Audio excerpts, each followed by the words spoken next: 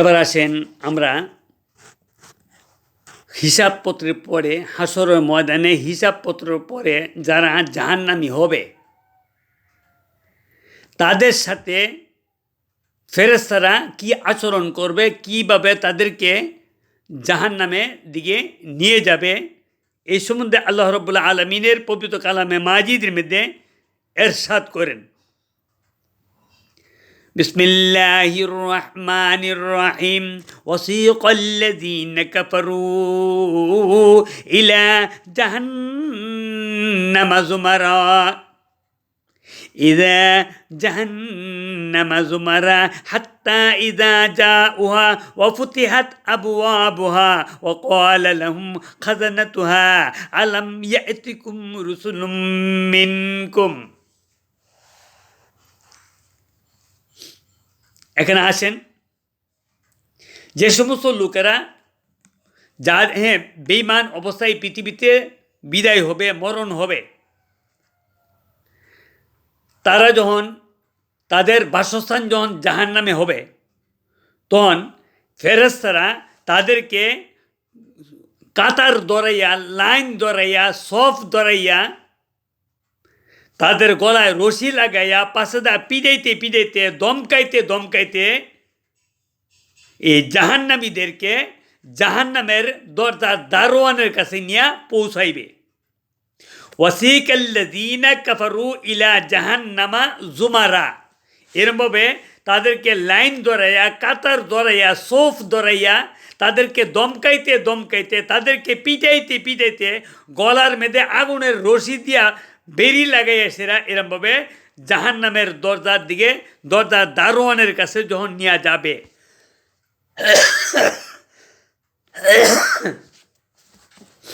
হাত্তা ইদা যা উহা ফুতিহাত আবওয়া বুহা, তারা ওইখানে গিয়ে দেখবে জাহান্নামের দরজাগুলি খোলা, আর এই জাহান্নামের ভিতরে আগুন দাও দাও করে জ্বলতাছে। তখন এই জাহান্নামের যে দারোয়ান, এই দারোয়ান তাদেরকে ধমক দিবে এবং বলবে, وقال لهم خزنتها ألم يأتكم رسل منكم بآياتنا। তোমাদের কাছে কি, তাদেরকে ধমক দিবে, হেরে নাফরমানের দল, ওরে বদবক্তের দল, ওরে গুনাহগারের দল, ওরে পাপিষ্টের দল, তোদের কাছে কি আল্লাহর নবী রসুল যায় নাই?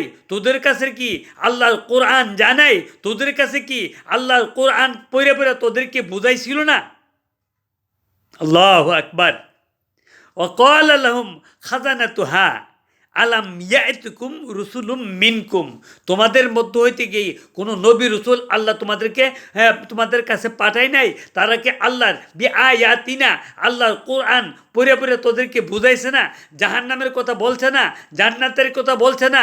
কোন কাজ করলে জাহান্নামে যাবি, কোন কাজ করলে জান্নাতে যাবি, এই সম্বন্ধে তোদেরকে পরামর্শ দিচ্ছিল না? তারা বলবে কলু বালা, হ্যাঁ তারা আমাদের কাছে গিয়েছিল, তারা কোরআন বুঝাইছিল, হাদিস বুঝাইছিল, আমাদেরকে জান্নাতের পথে ডাকছিল, তখন আমরা তাদেরকে বিশ্বাস করি নাই, তাদেরকে মিথ্যা বলে মনে করছি, আল্লাহর কালামকে আমরা বিশ্বাস করি নাই, তাদেরকে আল্লাহর কোরআনকে আমরা মিথ্যা বলে মনে করছি। তাহলে যাও, তোমরা দুনিয়ার বুকেতে যেসব কাজ করেছো, যে জাহান্নামের কাজ করেছো, তোমাদের এই জাহান্নাম ছাড়া আর কোনো উপায় নাই, তোমাদের ঠিকানা এই জাহান্নামে।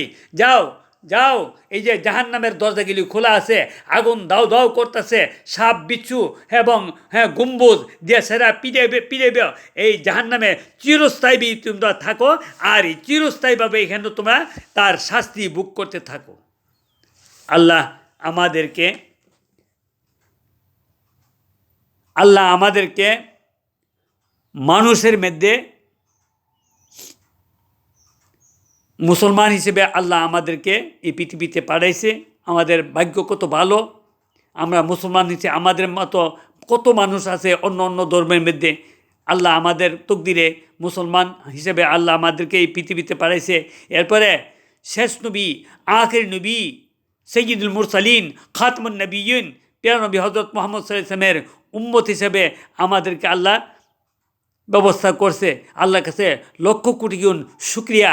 আলহামদুলিল্লাহ, আলহামদুলিল্লাহ, আলহামদুলিল্লাহ। যদি আমরা আজকে মুসলমান না হইতাম, আজকে যদি আমাদের নবীর উম্মত না হইতাম, তাহলে আমাদের কি অবস্থা হইতো? আসেন না ভাই, এখনও তো সময় আছে, যার যতটুকু হায়াত বাকি আছে, এই হায়াতটুকু আমরা আল্লাহর আদেশগুলি নবীর দেখানো পথে, নবীর বাতানো পথে আদায় করেছিরা, পালন করেছিরা, আখারাতের জন্য আমরা যেন কিছু সঞ্চয় করে নিতে পারি, আখারাতের জন্য আমরা যদি কিছু পুঁজিবাট্টা করতে পারি, আমরা সবাই এই চেষ্টা করি। বর্তমান যে অবস্থা চলছে, এই অবস্থাতে ঈমান ঠিক রাখা অনেক কঠিন, অনেক কঠিন। আলেমের বেশ দইরা দাড়ি আছে, টুপি আছে, কোরআন আছে, হাদিস আছে, এরপরও নানা ধরনের অপব্যাখ্যা করেছিরা মানুষের ঈমানকে নষ্ট করার জন্য তারা অনেক চেষ্টা করতেছে। আমি যখন ছোট ছিলাম তখন আমার দাদা মরহুম মুফতি আজম আলহাজ হজরত মৌলানা আব্দুল লতিফ রহমতুল্লাহ আলাই, যার ঠিকানা ব্রাহ্মণবাড়িয়া, তিনি বলতো এমন একটা সময় আসবে যে সময় ঈমানটা ঠিক রাখা এত কষ্ট হবে যে হাতের তলার মধ্যে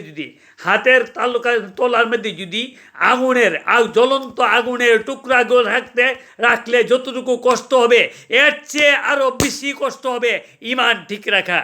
তখন চিন্তা করতাম যে দাদা এগুলি কী কয়, নামাজ পড়ুম, রোজা করুম, কোরআন শরীফ পড়ব, ভালো ইবাদত বন্দি করব, দরুদ সালাম পাঠ করব, তাহলে এত কষ্ট হবে কেন? কিন্তু এখন আলেমদের যে মতানৈক্য চলছে, একজন আলেম আরেকজন আলেমকে মন্দ বলে, কাফের বলে, মুশরিক বলে, মুনাফিক বলে, এই করে তাহলে আলেমদের মধ্যে যদি এমন হয়ে থাকে, তাহলে সাধারণ পাবলিক যারা আছে তাদের অবস্থা কি হবে? যাক, আমরা সঠিক পথে চলবার চেষ্টা করব। আমরা যে যতটুকু পারি, আমাদের যার যতটুকু হায়াত বাকি আছে, এই হায়াতটুকু যেন আমরা ঈমান ঠিক রেখে যতই আমল করেন, ঈমান যদি ঠিক না থাকে, এই আমলে কোনো কাজ আসবে না। এখানে কথা অনেক, কিন্তু সব কথা বলার সময় নাই। আবার অন্য সময় আবার কিছু বলবার চেষ্টা করব। আপনারা আমার এই ভিডিওটারে আপনারা শেয়ার করে এবং লাইক করে দিবেন, তাহলে এই ভিডিওটি অন্য মানুষের কাছে গিয়ে পৌঁছবে। পৌঁছলে তারাও কিছু শিখতে পারবে, শুনতে পারবে, বুঝতে পারবে। আল্লাহ আমাদের সবাইকে তৌফিক দান করুক, আমিন।